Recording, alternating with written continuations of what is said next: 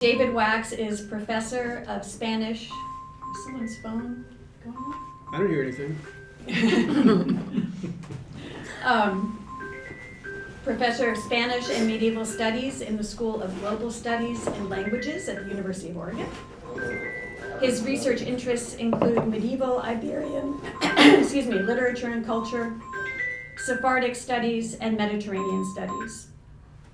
David's monographs include Medieval Iberian Crusade Fiction in the Mediterranean World, which came out with the University of Toronto Press in 2019.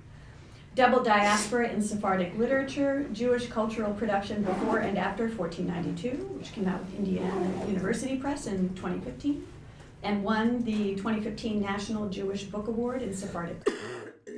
And Framing Iberia, Maqamat and Frame Tale Narratives in Medieval Spain, which came out in 2007, and won the 2009 La Coronica Book Award for the best monograph published on medieval Hispanic languages, literatures, and cultures. His co-edited volumes, as if the monographs were not enough, his co-edited volumes include The Study of Al-Andalus, The Scholarship and Legacy of James T. Monroe, edited with Michelle Hamilton, came out with Harvard University Press in 2018, and Wine, Women, and Song, Hebrew and Arabic Poetry in Medieval Iberia, edited again with Michelle Hamilton and Sarah Portnoy in 2004.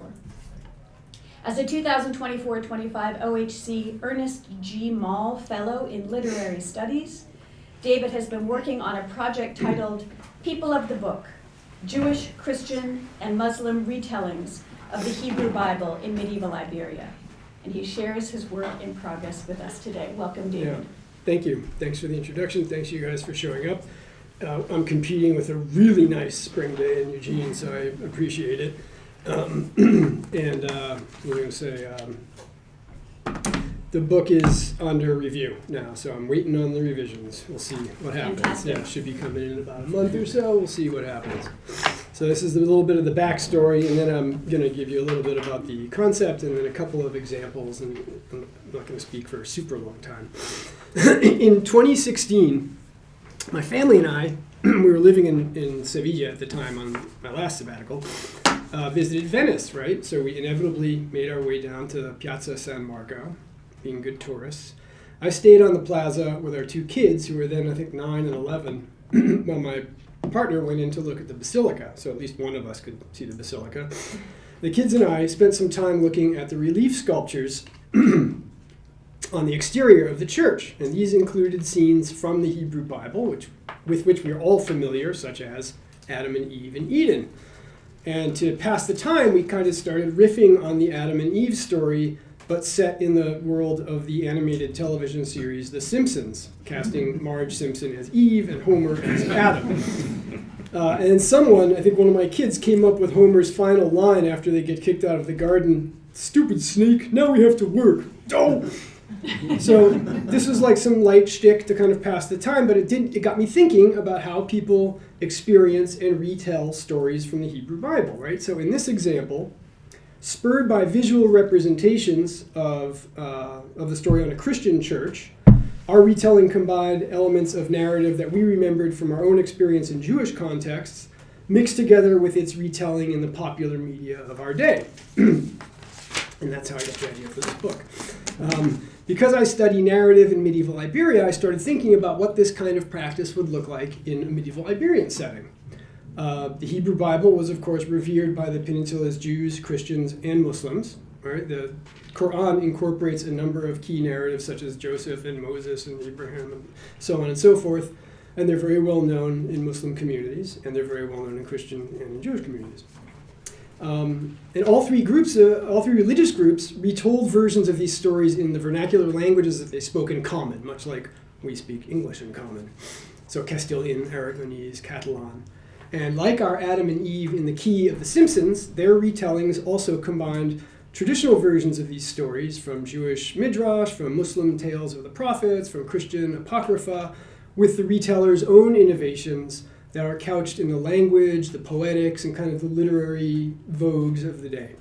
So these retellings, which were written, recited, and sometimes performed if they were dramas, were this sort of a laboratory for fictional world building that in turn served as raw material for medieval and early modern writers of prose fiction, right? So there's this feedback loop in these retellings of the Bible and popular styles of narrative. The title of this book, People of the Book, refers to the Quranic term, there they are. Oh, and it turns out that after we were joking around, it turns out there actually was an episode of The Simpsons that was about, the Garden of Eden. If you want to look it up, it's season 10, episode 18. First aired on April 4, 1999. In which Marge falls asleep and dreams that Homer and her are Adam and Eve in Genesis 2-3. Anyway. So, People of the Book is a reference to the Muslim idea of the sort of monotheistic minorities who are sort of protected minorities, and they're accepted, and they have the right to practice their religion, and they're part of the body politic. Non-Christians, meaning Christians and Jews, and sometimes, in some contexts, Zoroastrians, whose scriptural traditions came from the same God, but who had erred first, according to Islamic tradition, first in corrupting revelation. Right? The doctrine of Tahrif says that the Jews and the Christians took the Bible and then altered it. So it was wrong, and then Islam sort of corrected this alteration. And then B, resisting the final revelation revealed in the Quran. But I repurpose this term here to imagine a community of practice that is formed of Jewish, Muslims, and Christians, Jews, Muslims, and Christians, each interpreting their own and each other's traditions and retellings of the stories from the Hebrew Bible, right? So this book is a study of that community of practice and the ways in which we see the relationships between these three groups, these religious groups, refracted in their retellings of stories from the Bible. Medieval Iberian Christian, Muslim, and Jewish retellings of stories from the Hebrew Bible form a shared culture of biblical narrative, written or performed in the vernacular languages shared by all three groups. In the book, in a series of thematized chapters that draw on a corpus of texts written from the 13th to the 16th centuries across a variety of genres, translations, legends, chronicles, theater, versifications, exegesis, or commentaries. I argue that the vernacular languages and cultures that are common to all three groups were this laboratory for interreligious interaction, in which all three groups drew on narrative resources from their shared vernacular languages and cultures and adapted each other's biblical traditions and interpretations, staged polemics, right? The religious arguments and polemics of the day are also reflected in these retellings, and how, under the eye of the Spanish Inquisition, sort of closeted or secret Jews and Muslims who had been forcibly converted to Christianity read their own experience into Christian retellings to which they had access, right? Because at that time, there's now no longer organized Jewish life or organized Muslim life. What you do is you have access to Christian versions of these retellings.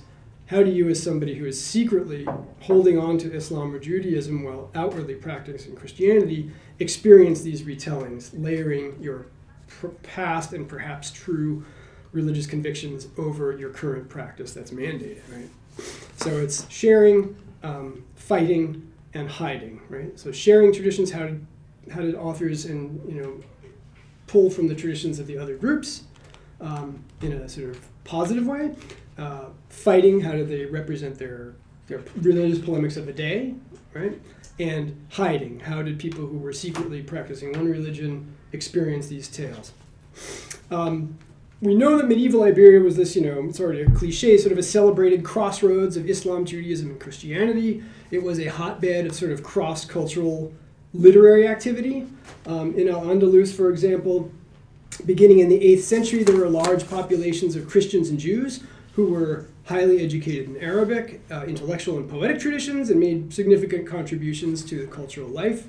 Jewish writers adapted Arabic poetics. This is a fragment from the Cairo Geniza, the parts of it that are being read in Cambridge, to give birth to this new Hebrew poetry. Muslim poets penned these elaborate Arabic poems that were actually based on Spanish popular songs. So there's a lot of cross-linguistic, cross-religious activity.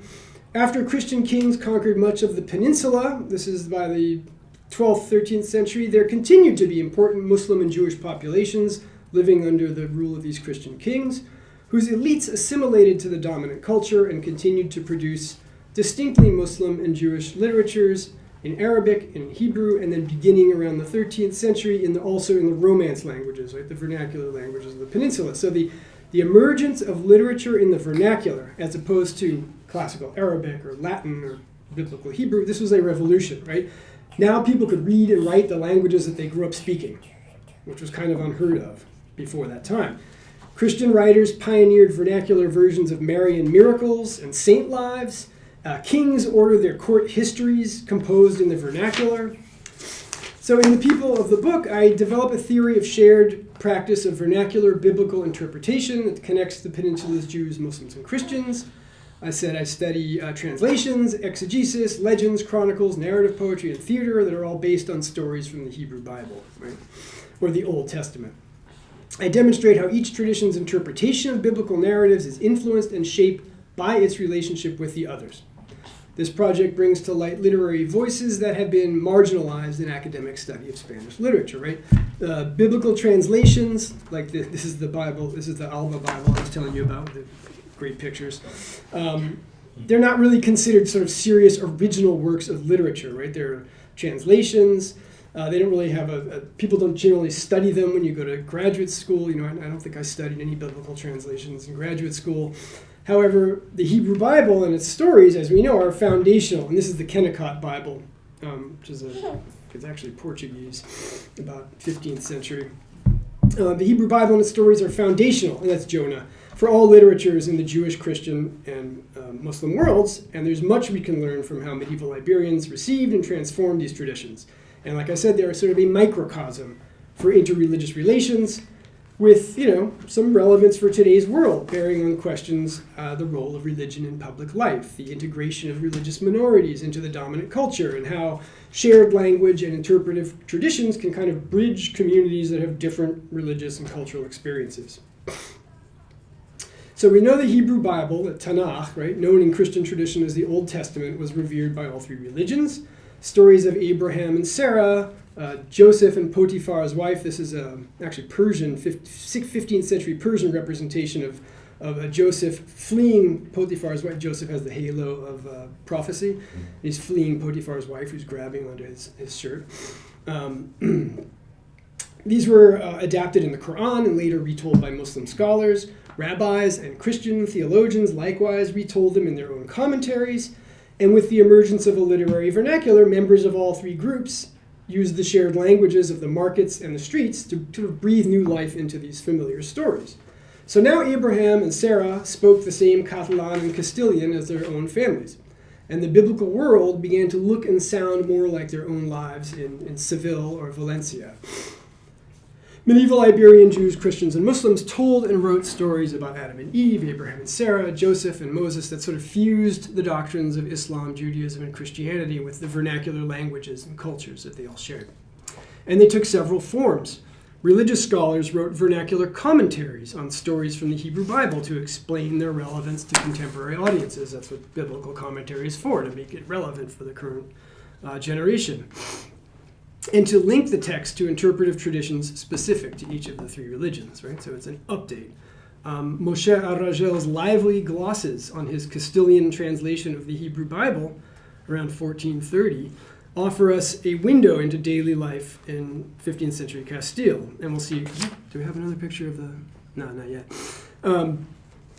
The ambitious work, the Biblia de Alba, the Alba Bible, was commissioned by a powerful noble Luis de Guzman, who was the master of the crusading order of Calatrava. Nonetheless, he actually intended for this project not to be a religious project, but really it was a humanities project for him. He just wanted a really good story, right? A tellable version of the Hebrew Bible that he could have read to him during his leisure moments. That's at least how he presented it. It was commissioned by Luis de Guzman, and Moses Arragel, who was contracted to perform the translation, was working in collaboration with a team of Franciscan friars, right? So they kind of brought in Jewish commentaries and Christian commentaries without a need to reconcile them, right? They would just say like, well, this one says this and that one says that, and then it would always be like, well, but we all know our holy church says, da-da-da, and that's correct. But they were allowed to bring all kinds of traditions from Jewish sources that were in stark contradiction to the Christian interpretations. So he peppers his commentary with popular proverbs, right, and colloquial turns of phrase and references to the material and social world of his day, right? So in this illumination we see, this is the Ark of the Covenant, but, they're wearing, 15th century clothing and headgear, and their instruments are clearly 15th century, and the architectural style is clearly contemporary with the author. This isn't at all unique to this particular manuscript, but I'm just making a point.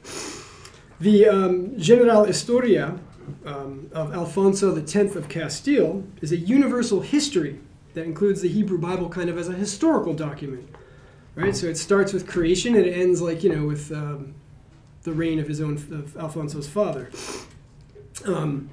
It draws on Christian, Jewish, and Muslim sources for historical detail, for information about the material culture of the biblical world. And the biblical text is kind of interwoven with classical historiography to provide the fullest possible account of human history from creation. Oh no, it's until the birth of Jesus, right? So I mentioned that the story of Joseph was very popular with all three groups, right? So another source we include is examples from the Jewish Coplas de Yosef, the Rhymes of Joseph, which is a 15th century Hebrew al-Hamiyah. You can see the letters in there Hebrew, but the text is Castilian, right? The language is Castilian. There's two Muslim versions of the Joseph story that are written around the same time. There's the Poema de José, or Poema de Yusuf, around the 14th century, which is written kind of in the same style that the Christian saints' lives are written in, right? The same meter and the same style and the same kind of way of representing the world. There's also the Historia de Joseph, which is a Catalan retelling, late 15th century Catalan retelling by a Christian writer, Joan Ruiz de Correia. So Joseph is very popular with everybody, right? Other stories also. Christian religious scholars wrote prose and verse retellings of the Hebrew Bible that were commissioned by powerful nobles, right? So we have, for example, this book called the Biblia Rimada de Sevilla. It's actually not from Seville, it's Catalan. It's housed in Seville, right? It's written in Catalan by an anonymous scholar in the middle of the 14th century, the 1300s, and it draws on several sources, primarily Christian apocrypha, which is kind of interesting to begin with because the apocryphal versions of these tales are not, orthodox, they're not canon, right? But they're in there too, and it's written ostensibly by a priest for a noble person. It also draws on the occasional Jewish source without naming it. So it was kind of revolutionary in rendering the biblical text into this accessible language that cast in kind of like a lively verse form, sort of think Dr. Seuss. In the same period, and also in the Crown of Aragon, we have Guillem Serra's Compendi Historial de la Biblia, the illustrated compendium of Bible stories, which is kind of like a Catalan homiletic kind of sermon-y retelling of the Hebrew Bible. And it also, curiously, includes apocryphal tales and sources that may have been Jewish or may have been apocryphal. It's hard to say, but a lot of material that's not canonical, right? Because it's meant to be popular. The Christian festival of Corpus Christi gave rise to a tradition of public processions in which local guilds and religious lay brotherhoods produced dramatizations of biblical scenes such as Adam and Eve in paradise and the sacrifice of Isaac, staged on mobile floats, and to this day it's still staged on mobile floats. And this tradition was particularly strong in Valencia, which is where we get, in the late 15th and early 16th century, these sort of mystery plays written in Valencian. So there's the Misteri de Adam y Eva, the mystery of Adam and Eve, the Sacrifici de Abraham, the sacrifice of Abraham, and the Consueta de Joseph, the play of Joseph. And these were very popular, and they were in the street, and Christians, Jews, and Muslims alike enjoyed these representations, which could be quite unorthodox and very creative and very farcical and humorous in their interpretations of biblical traditions. They're like the most sticky source of all. They have a lot of jokes and stuff. In all these retellings, we see the influence of the circumstances of this medieval Iberian coexistence, right? Sometimes peaceful, sometimes conflictive, of Islam, Judaism, and Christianity in the creation of this shared reimagining of stories from the Hebrew Bible. The creators and the audiences all lived in a world where all three traditions were quite conscious of one another and competed for supremacy, right? So their visions of the biblical world were at once a product of their distinct traditions and of the shared reality they lived in. So in the next section here, I'm going to give 3 examples, each corresponding to one of the book's chapters, right? The first one shows how text is sharing, right? So how text borrowed biblical traditions across religious groups. The second one, fighting, shows how religious polemics shaped biblical retellings. Like how did the religious polemics of the day make their way into these stories? And the third is an example of how a crypto-Jewish reader, meaning somebody who was Jewish who had converted to Christianity, perhaps against their will, but remained, had some still conviction to practice Judaism in secret. How would this person read their experience into Christian versions of the Hebrew Bible that were available to them? So we'll start with the sharing concept. So in a lot of cases, the authors of these retellings borrowed material across confessional lines, right? Sometimes the borrowed material offered historical information that was otherwise unavailable to the authors, in the text of their own tradition. Or sometimes the borrowings offered novel interpretations of biblical narrative that weren't in direct conflict with the author's tradition, right? Religious tradition. And sometimes they borrowed just because it made for a better story. It was just a better way to illustrate something, just a better piece of narrative. And earlier, I mentioned the Biblia de Alba, or Al-Rajel Bible, this 15th century translation of the Hebrew Bible that was commissioned by this powerful Christian nobleman and carried out by a rabbi and 2 Franciscan friars, right? I mean, it sounds like a joke. A rabbi and 2 friars walk into a bar. Can you translate this for me? Well, because Moses Al-Rajel was given free license to incorporate virtually any Jewish interpretation that he chose, including, like I said, those that were far afield from Christian interpretations, this Bible is probably unique among vernacular Bibles in its representation of Jewish exegesis, right? Because there are very few Jewish vernacular Bibles at the time, and they tend to not reflect the exegesis, but stay very close to the biblical text. This one, in the glosses, incorporates all kinds of exegesis and commentary. One notable borrowing from Jewish biblical commentaries is the representation of the murder of Abel by his brother Cain. As you can see, Cain here is biting Abel's neck, right? He's killing him by bleeding him out like a vampire.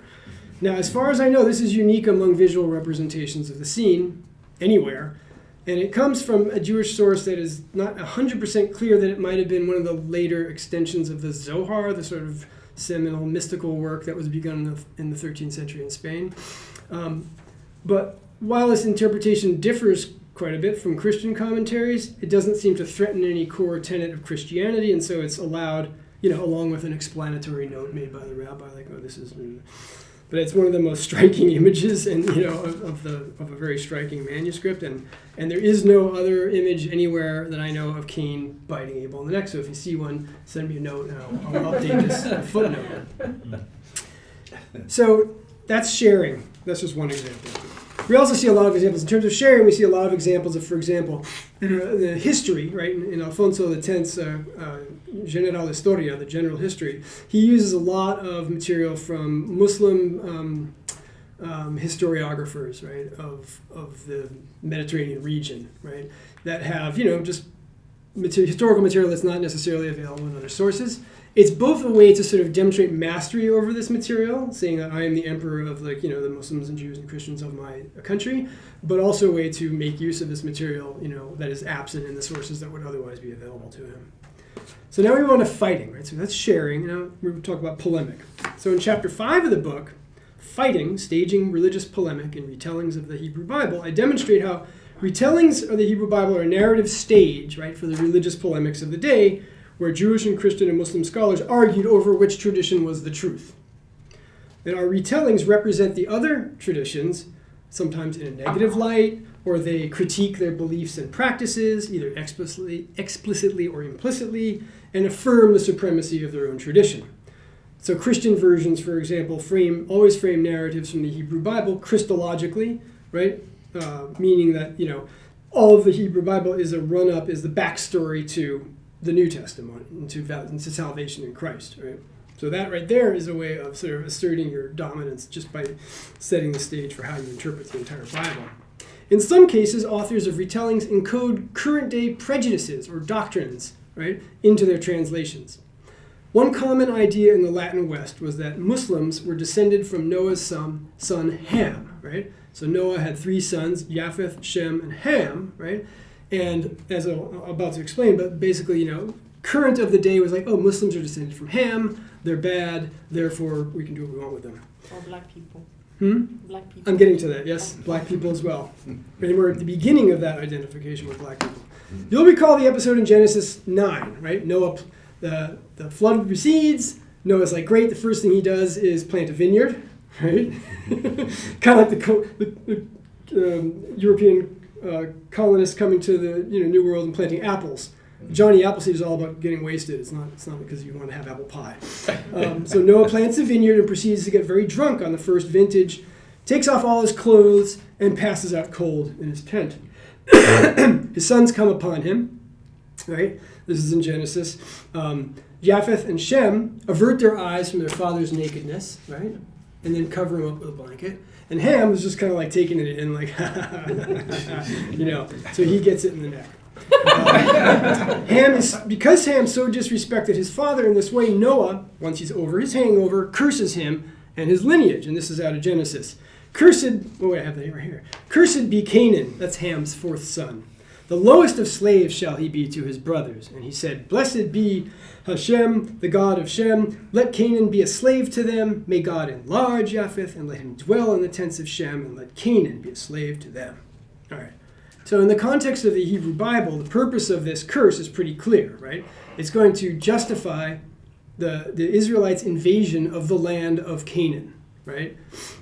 Which God promises to them as their homeland, right? So it's like, that's the paradigm here that we're working with, right? You lower somebody in status and say, well, their land should be ours because, they're worthless and they should be our slaves.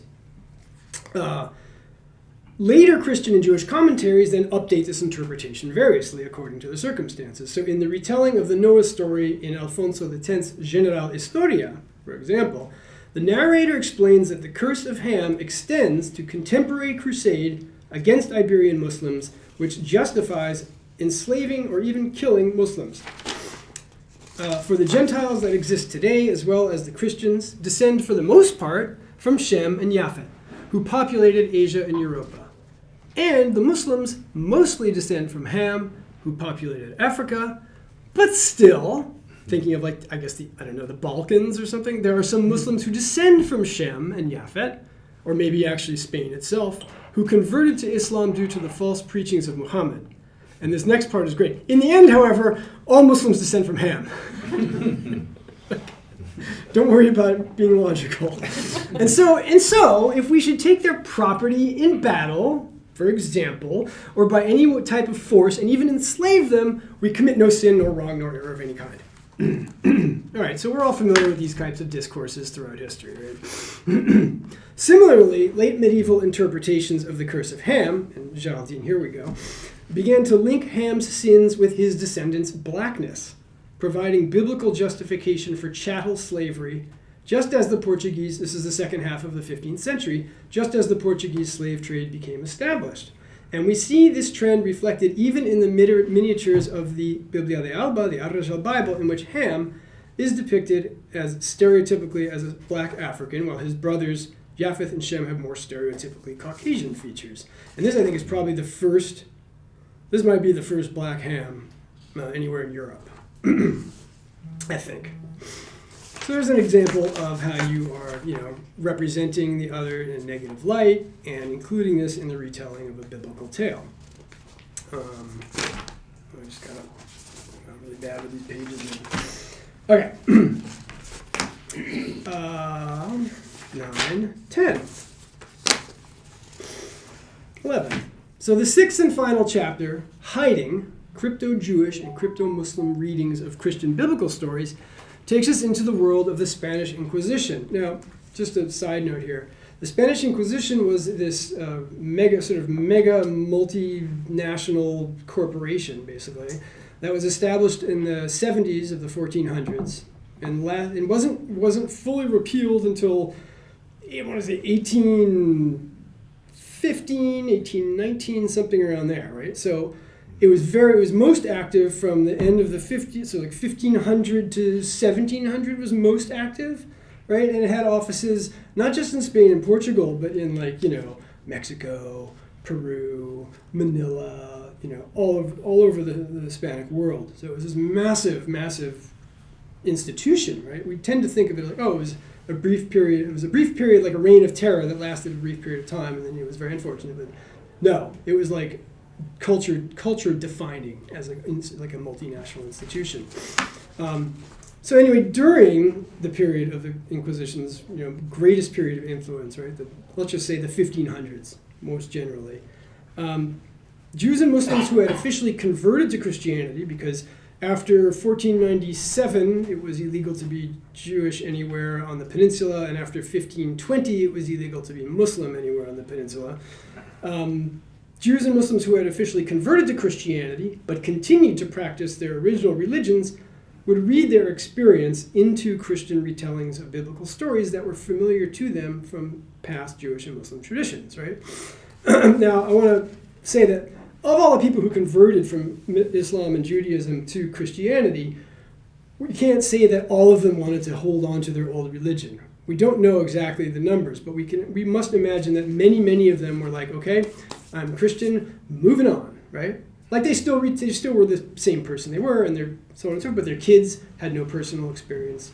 If that family wasn't trying to hold on to the former religion, probably the great majority of people just became Catholics who knew that they were descended from Jews and Muslims, and that was socially problematic, but they didn't necessarily hold anything in their heart of their forefathers' religious traditions. Some of them definitely did, however, we know, and that's who we're talking about here. The ones who were still holding on to Islam or Judaism while they were openly practicing Christianity, right? And it was probably a minority, but I just wanted to be clear that there's no homogeneous experience of people who had converted. Okay.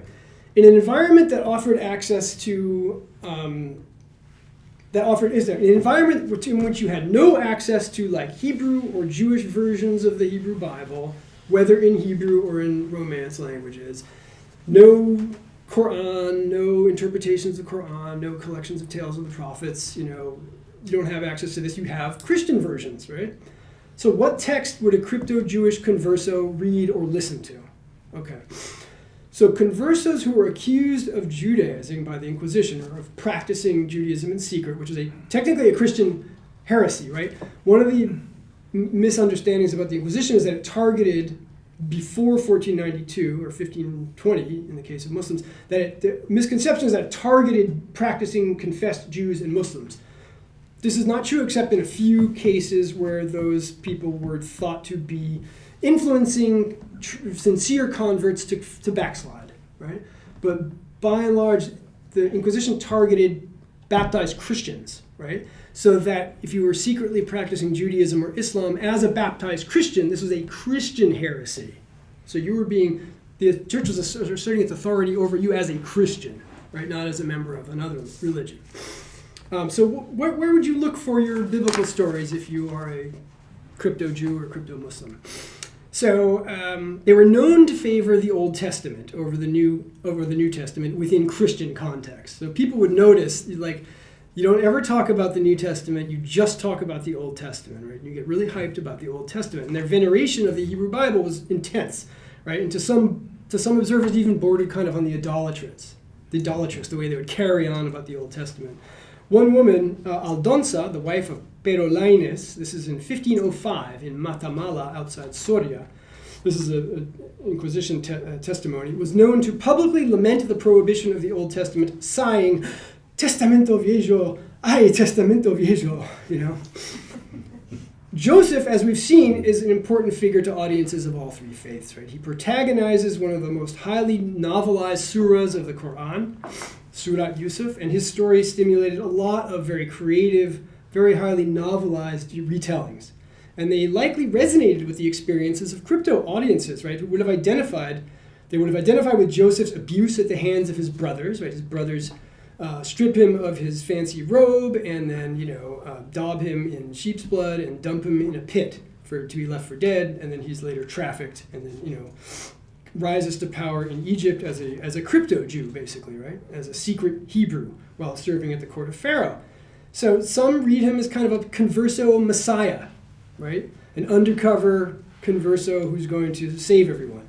And he would use his power to save his family from famine in Canaan and then secure the future of the Hebrews in Egypt.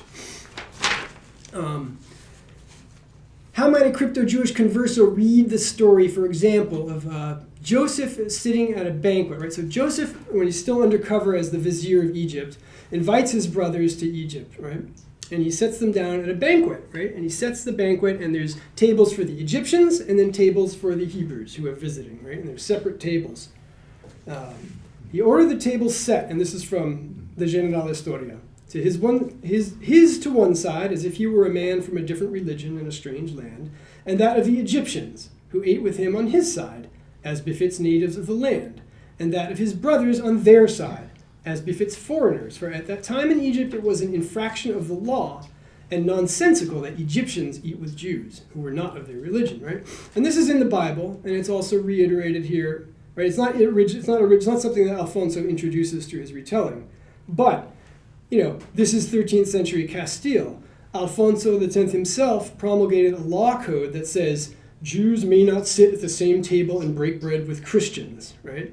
So this is a fact of daily life, and it's very easy to see a crypto-Jewish reader of this story identifying that experience, right, with this scene in the Bible, with Joseph as the eventual savior who's going to put an end to this horrible system of oppression. So for crypto audiences, Joseph's elevation to Pharaoh's second in command would have been this inspiring story of an underdog who's triumphant against all odds. And the 15th and 16th centuries were also an age of messianism, and this is true of all the religious groups. So everybody had a messianic theory, and they were forever calculating the dates of the arrival of the Messiah. So somebody would be like, okay, it's going to be in 1493. And of course, 1493 is like, what was that? Y2K. 1493 comes and goes, and they're like, no, actually, it's going to be 1517, yeah. And this went on and on for a while. For others, Joseph was kind of a converso saint, right? And one of the figures from the Hebrew Bible, such as Moses or Esther, who are venerated by some conversos as saints, like as Catholic saints. So Esther, also another undercover Jew and protector and redeemer of the Persian Jews in the book of Esther, was this very powerful symbol for conversos.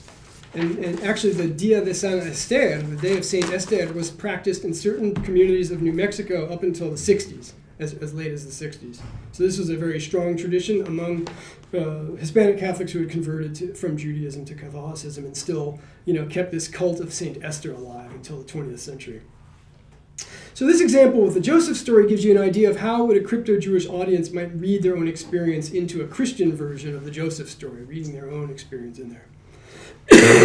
In general, the commonality of the material of the Hebrew Bible across religious traditions allowed for these audiences to create this space where they could develop kind of imaginative narrative solutions to the difficult social realities they navigated as closeted Jews and Muslims.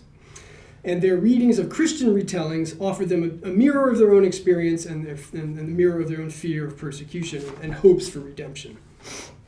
Okay, now I'm going to wrap it up. The Bible is a living text in the sense that each generation reads it anew and makes it speak to their world. How and why, therefore the Simpsons. How and why each generation does this is kind of where this book comes in. I wanted to try to get inside the heads of medieval Iberian writers and audiences of these biblical narratives. I took inspiration from contemporary media, right? Like I already showed you the example of The Simpsons. But I have, of course, seen films such as like The Ten Commandments, Cecil B. DeMille, 1956, starring Charlton Heston as Moses. Heston, of course, also plays Rodrigo Diaz de Vivar, El Cid, in the opposite Sophia Loren in, I think this is 1962, El Cid. It wasn't very good. The first glimmers of this project came to me after watching The Reckoning, directed by Paul McGuigan, 2003, which is set in medieval England. And in it, a fugitive priest, which is, I think, what's his face, Willem Dafoe, joins a band, or is Paul Bettany, the fugitive priest? Anyways, joins a band of traveling actors who are tired of the sort of limited artistic possibilities performing traditional mystery plays, and they stage an original work that's a secular drama, that's an allegory of the local baron's sort of abuse of the townsfolk. But this film got me thinking about the nexus of biblical and original dramas, right? So how they take the tools from the biblical dramas and then apply them to the creation of this new secular work. And more broadly, kind of about the interplay of like the retellings of the Bible and emergent vernacular prose fiction styles of the day. So the chapters in this book explore the ways in which medieval Iberian Jews, Muslims, and Christians expressed their sort of very complicated three-way relationship through their vernacular retellings, how and why they shared traditions, how they encoded the religious polemics of the day into their retellings, and then how crypto-Jews and crypto-Muslims, is purely speculative, may have read their own particular experience into Christian retelling. So I hope that this brief introduction to the topic has been at the very least interesting, and I'm looking forward to your questions. Thank you.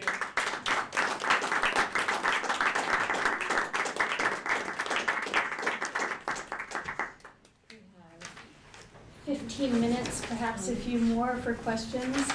I know that there are going to be plenty of them. Let's use that usual procedure for raising our hands so that David can be calling on his audience, and we'll see how many we can work in. Let's start with a student or community member. John. Community member rather than student. Right on.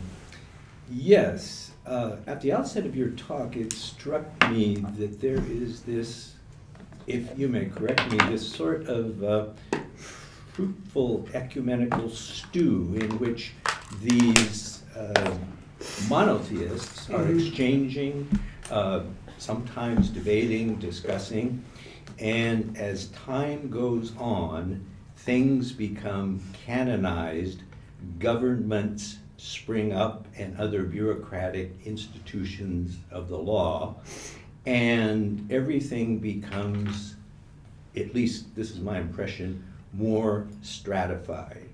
And people, instead of discussing or debating or engaging in polemics, are actually banishing each other. 1492, governmental edict.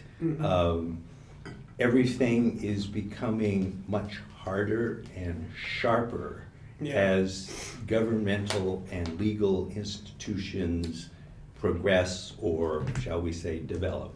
Yeah, Is that your impression? Yeah, that's it. I mean, you had in the period from like the 13th to the 15th century, right? You had a stratified, it's already a very stratified situation that, in Christian kingdoms, Jews and Muslims were second-class citizens, full stop. They did not, were they able to rely on a sort of the historical doctrine of protection of, religious minorities that obtained in Islam. But that also was not always a picnic. Like there were moments where these institutions were strained, stretched, or broken, and there was violence, and now and again. In the Christian world, they had less precedent for that, so they didn't have a legal framework to build on, and it was more up to the whim of the ruler in question. Although the time of Alfonso X, prior to the time of Alfonso X, some of the local law codes did make provisions for the regulation of how to treat minority religious communities, and then they were further codified in Alfonso X's law code, which was very specific, but we don't know exactly the extent to which they were respected or infracted. So, but certainly the Inquisition, from its establishment, and especially after the elimination of legitimate Jewish and Muslim life on the peninsula, which is the slow process from 1492 to 1520, then you're illegal, right? You cannot practice Judaism or Islam, and there are no Jews, there are no Muslims, they don't exist, they're just bad Christians. So it becomes very dangerous. But also, again, it depends on the time and the place. Like we know, for example, in sections of Valencia, the local nobles, right, and also Ferdinand of Aragon was much less sort of, doctrinaire than Isabel the Catholic of Castile, right? He was a little more flexible. So after she died, in Valencia, he was pretty much turning a blind eye to, and his nobles too were like, our peasants are doing a great job, bringing the crops, building the water wheels, making cool stuff. Everybody loves the stuff they make. The food's awesome. I don't really see why we need to, we can just let them do their thing. So in certain areas, like converts from Islam were allowed to basically just do their thing for quite some time. And in fact, we have documents as late as because they were expelled from Spain until 1613. So as late as like 1606, for example, we have a Quran that has been translated into Castilian. So in certain contexts, there's a lot of leeway, while officially they weren't allowed to be doing any of that. So it's a very variegated situation, but by and large, and certainly in Castile especially, and it was very dangerous to be practicing anything other than Orthodox Christianity. And this extends not only to Jews and Muslims, but to homosexuals, to freethinkers, to Masons, to Protestants, to anybody who dared to depart from the canonical line. And as in other reigns of terror historically, a lot of people get swept up in the dragnet by petty jealousies and so on and so forth. So it was a real goddamn mess for hundreds of years. Yeah, I would say. Thank you. Yeah. I have a question. Please. I know you're mostly focused on the crypto-Jewish example, but you also are looking at undercover Muslims at the time. And I guess I'm wondering if you found any evidence for solidarity between those groups Great as question. Outsiders. Man, very little. I don't think Or I've at seen least any. literary overlap.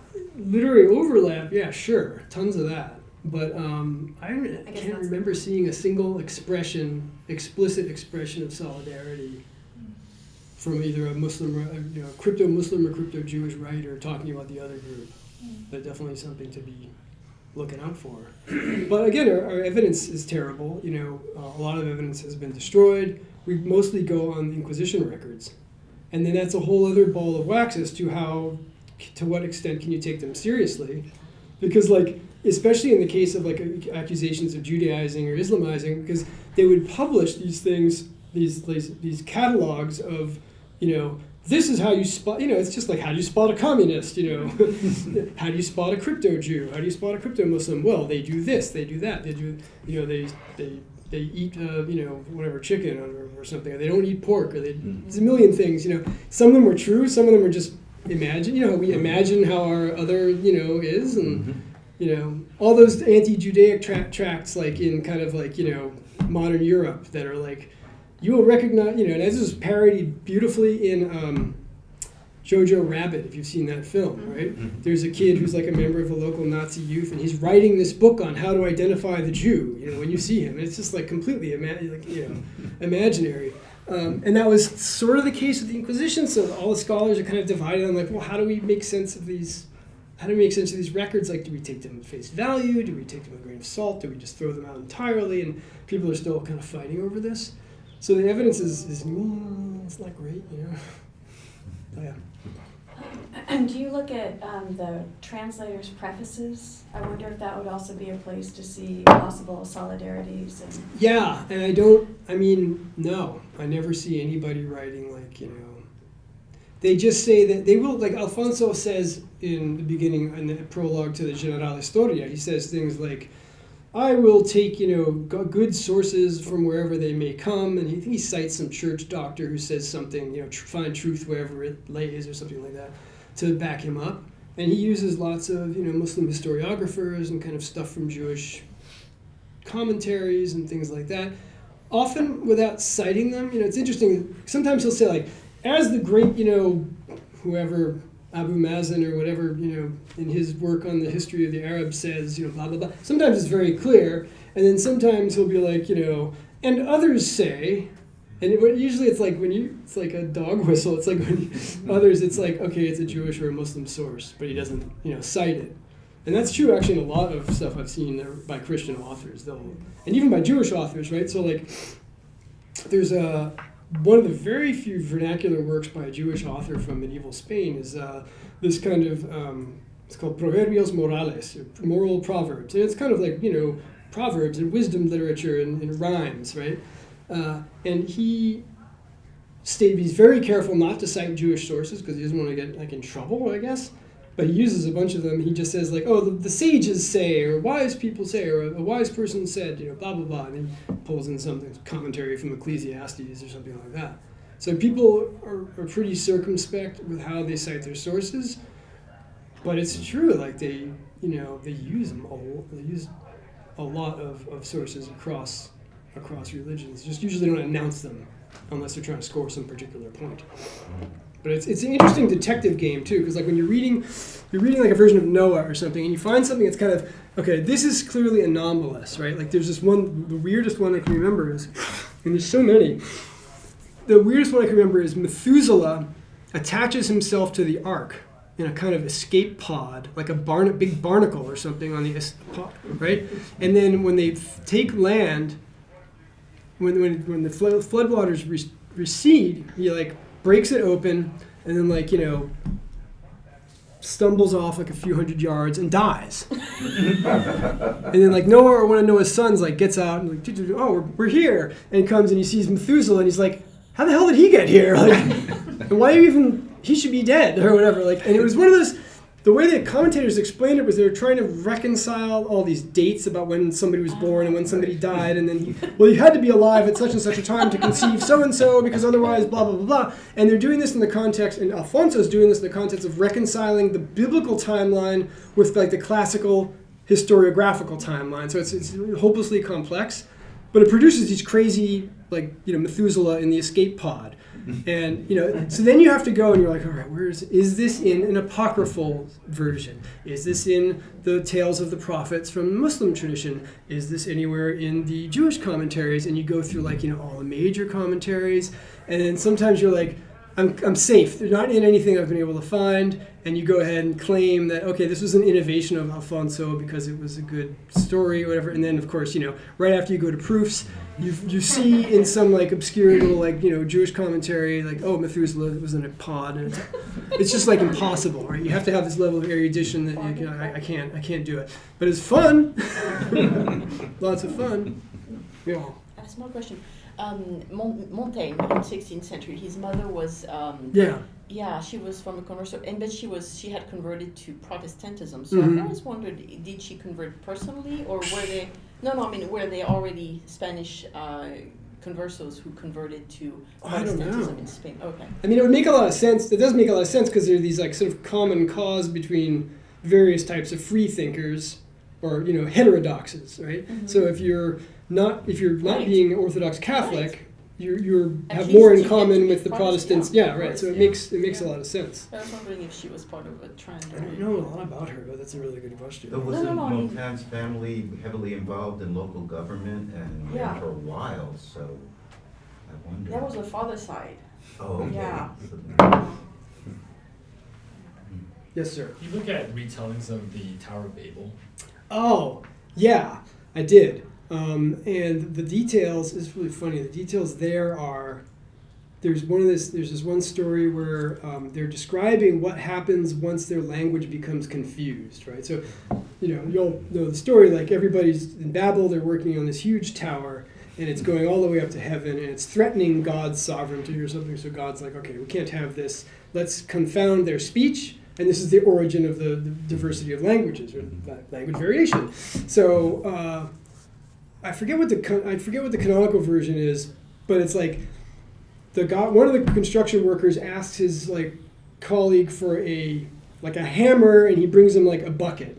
He like brings him the wrong thing, and then he gets mad at him and like beans him with the hammer or the bucket or whatever it is. And I saw like 2 or 3 different versions of that where it was like, bring me some lime, and he brings him, you know, gravel, and he's like all pissed off, and he like, you know, throws the lime at him and kills him or something. And in other things, it's a mattock or a bucket or water or wood or something like that.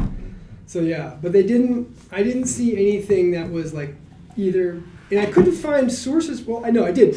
The Christian retelling that came from, I think, sourced that version from a Jewish commentary, because I was able to locate in a rabbinical commentary the particular combination of like lime and dirt or whatever it was.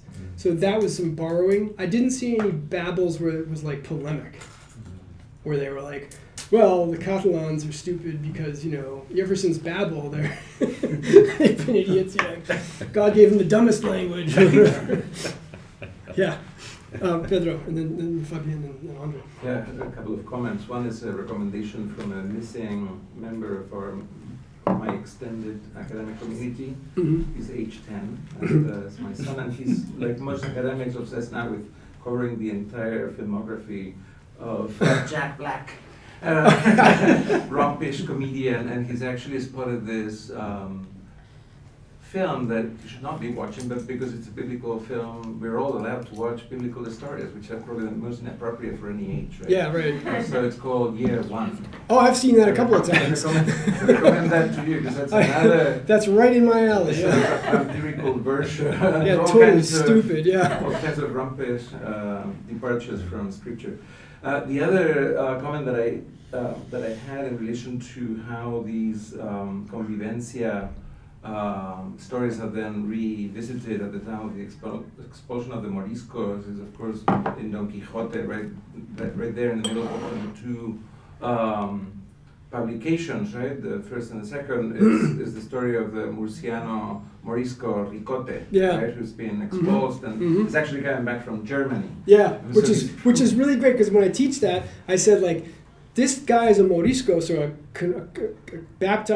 Muslim who's been baptized or whose great grandparents or Right. whatever been baptized, and up until already 1610 or so identifies as a Muslim or at least as a Andalusi Christian-ish, and he says like, I'm neither one nor the other. I'm Right. he's like, my wife is a good Christian, and I'm kind of like in between. I'm not really sure.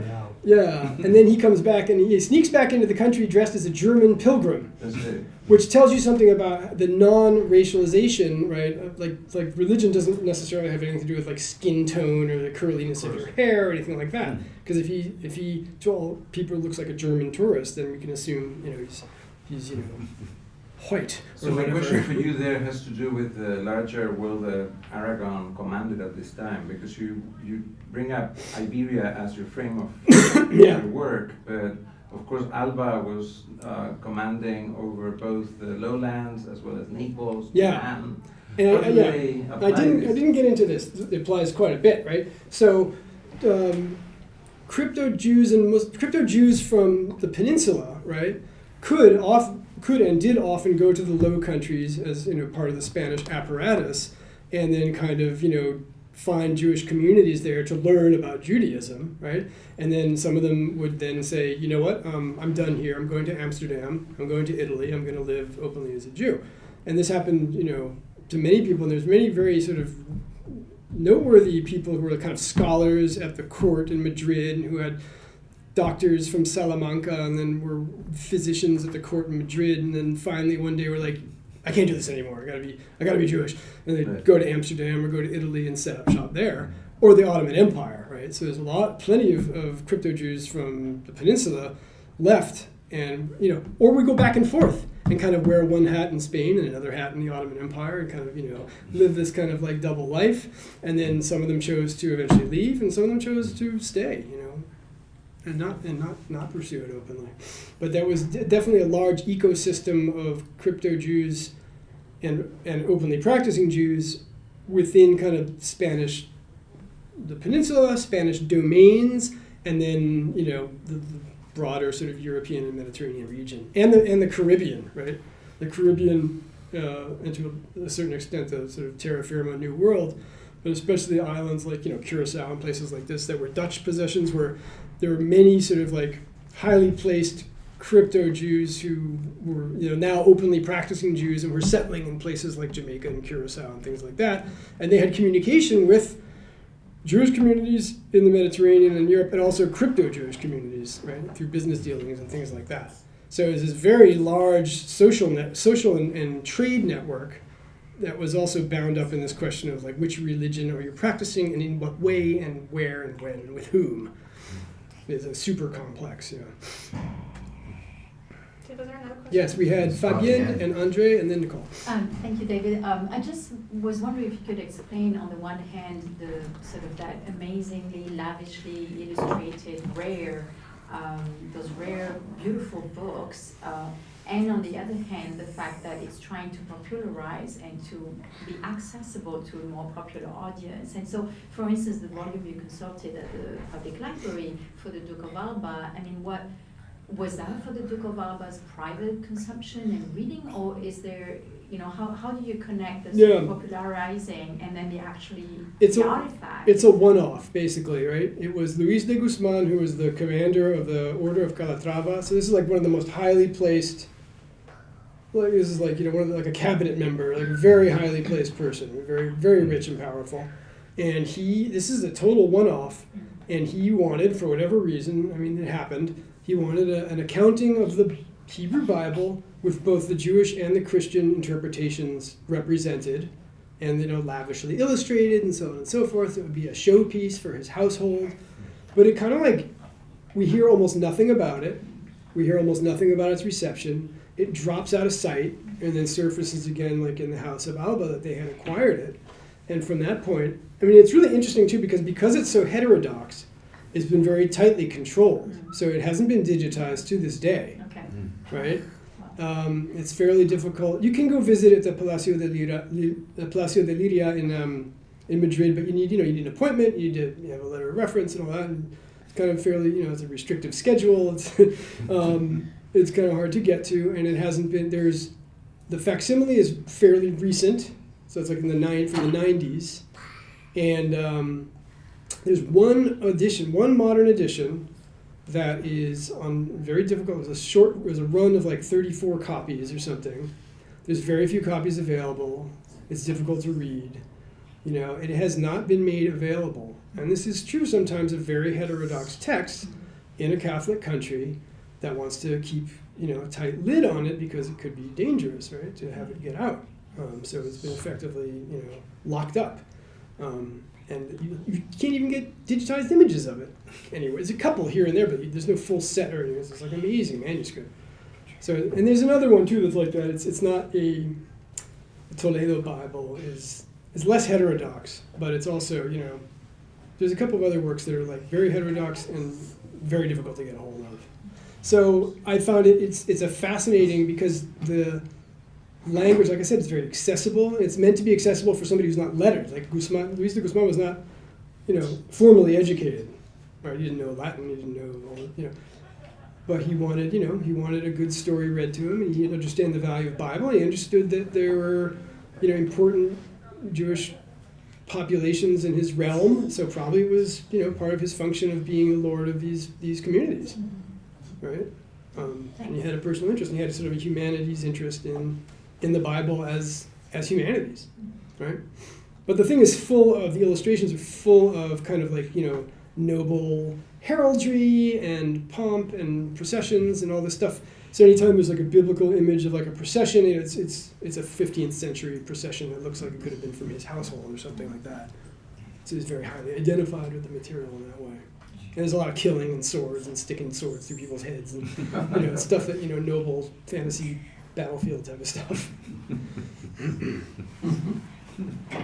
Andre. I would like to bring some post-colonial perspective in Please, this conversation. We have all this negative image of Africans or blacks in the Bible, but yet you observe that Africans have been so Christianized through imperialism. And even today, in the daily life. Christianized? Let's say the religion, the Christian religion, Yeah. Catholic, in my case. You have the manifestation of this Christian life formally in almost every aspect of daily life. Marriage, funerals, even to have food, people have to pray for 30 an hour and so on. But even at the state level, the president himself invited the Pope 3 times. Third world country like Cameroon 3 times. His children have been baptized by the Pope himself. And the government went through the Christian academy. But when you see the daily practice, they don't even put in practice the 10 Commandments. Well, that's true of a lot of that's true of people of any religion. That country will be livable. Yeah. So that's what I call the paradox. You see the Christian aspect of Christianity. You have it there, but you don't see the implementation, the positive implementation. You have all this negative image of blacks in the Bible, and there is nothing like maybe critical reading of that. I think there were critical readings, and they did not survive. typically, you know, like the period of the Inquisition means like the evidence we have, right? That No, is, I mean from Africans. Oh, from Africans. From post-colonial. Yeah. Oh, from Yeah, modern yeah, modern yes. day. You have author like Mongo Betty was being Sure, so yeah. anti-clerical, but no one is listening in Africa. Nobody. Right. Sounds fetish. Jean-Marc Ella, all these people. But in the daily life, the crowd, the people are just into that manifestation of Christianity and blah, blah, blah that goes with. How do you explain this type of paradox? I can't. I don't. That's out above my pay grade. I mean, I can barely understand this stuff, frankly. I can't explain that. All I can explain is that, you know, people use religion as a shield and as a sword, you know, when they shouldn't be. All kinds of people from all kinds of religions do all kinds of horrible stuff, you know, supposedly through some twisted interpretation of how they understand their religious doctrine. That's, you know, that's always a problem. Everywhere.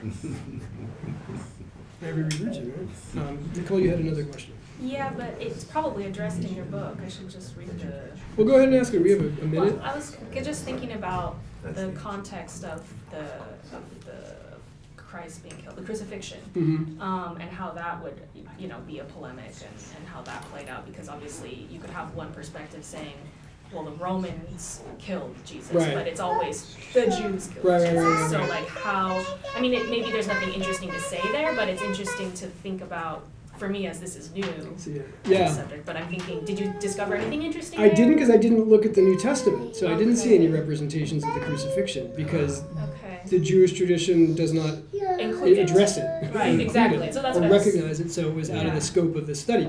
Neither did I look at Esther. Neither did I look at, you know, many stories that, like, there's no Muslim Esther.